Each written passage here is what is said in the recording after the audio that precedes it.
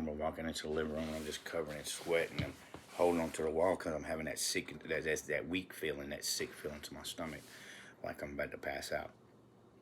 And she looks at me. She can tell that I'm white. I'm something traumatic has just happened. And to me, I'm just, this is another. I just got to get through this. I got to get me some water, calm down. And she pushed the issue. She's like, "What's wrong?" I was embarrassed. You know, I was having a nightmare. I'm 15 years old. I'm still having nightmares.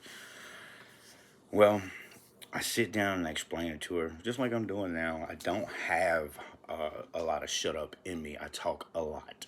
I understand that. And I ramble. Well, I don't know that day. I didn't really ramble. I just told her about the dream.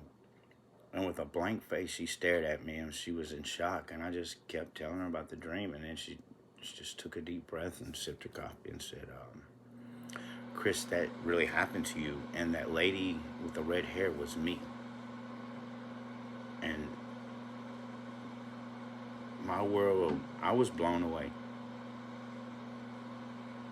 I jumped up and I said, "What the fuck you mean that happened to me? Grandma told me it didn't happen to me. She's lying." Now, Grandma's in the next trailer over, just maybe 40 feet from us. We bought the property in the back of my grandmother, and it was everything for me not to go confront this lady, because why would you deny? Why put me through something else? I mean, this is just one story of my life. Wait till you hear the rest of it. I was already going through something. This just did not help. So, make a long story short, I talked to both of my uncle. My uncle come in from work, and she filled me in on who the people were in my dream. That these were actually real people related to me that saved my life one day from being killed by this cat.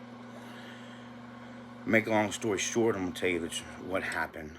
Um, my grandfather, we owned a circus and a carnival, and they would call him when they had have these cats. People back in the days used to buy these cats, and when they got too big, they couldn't handle them. My grandfather would go rescue these cats and find them a home, whether it was in the zoo or whatever. That was just something he did out of the kindness of heart. He never got paid for these cats unless it was in a rehoming fees by the people who were receiving them. But it was always, and I went on some of these ventures later on, and I was very, very successful at getting these cats to calm down and be civilized wild animals so that we can transport them. And sometimes it'd take me 2 or 3 days to gain their trust. And it's crazy that I could do that after this, well, after what happened to me. So long story short, my grandfather went and got one of these cats, and then he picked it up in a 1977 Buick 4-door, long car, man. Had plenty of room back in the days. And he brings him home. He ties him up to the tree with a chain. And I didn't think nothing about it. We had lions. Lions don't jump. They're lazy. They just love on us. And, you know, we had them since they was a cub. So I just assumed that this cat would be the same way. So he parked the car close enough to the tree so he can get the mountain lion out, tie him to the chain, put him on the chain. Chain was already there. We had put the lions on the same chain. It was totally safe. I knew to stay my distance away from the cougars and the animals and stuff. You know, they assumed. I'm assuming. Because I went out there and I wanted to look. Well, he had just got home. He had some business to take care of in the house, and everybody was around him, and I slipped out the front door, and I looked, and I was like, "Oh, that's cool."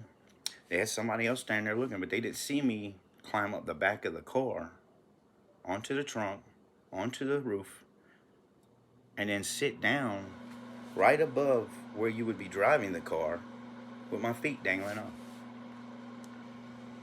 This mountain lion turned and looked at me in a split second. We got eye contact. This is what I remember. I remember him leaping, and then I remember tasting dirt.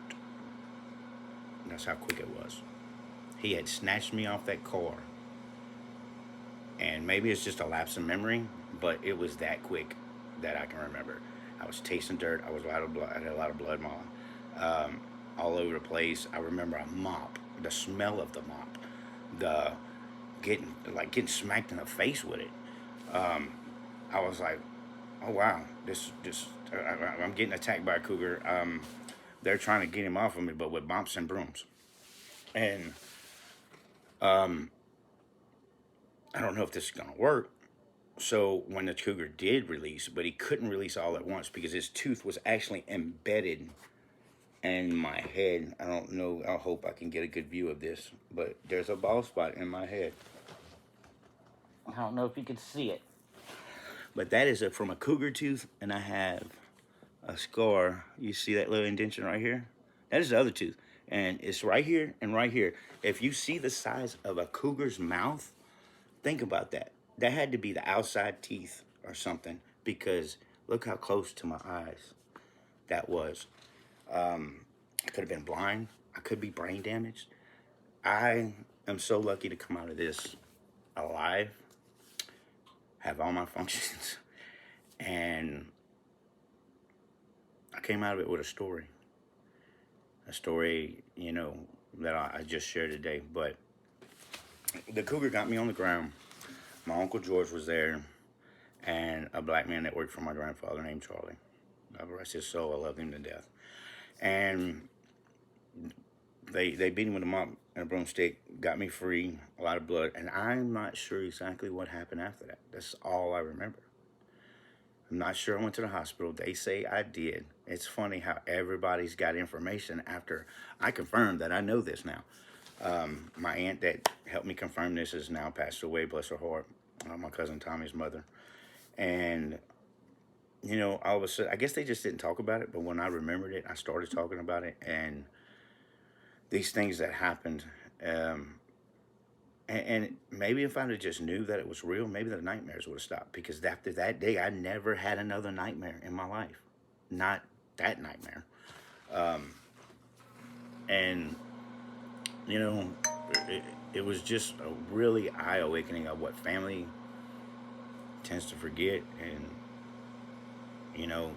if you don't say anything and you keep these things inside, how they can just eat you alive.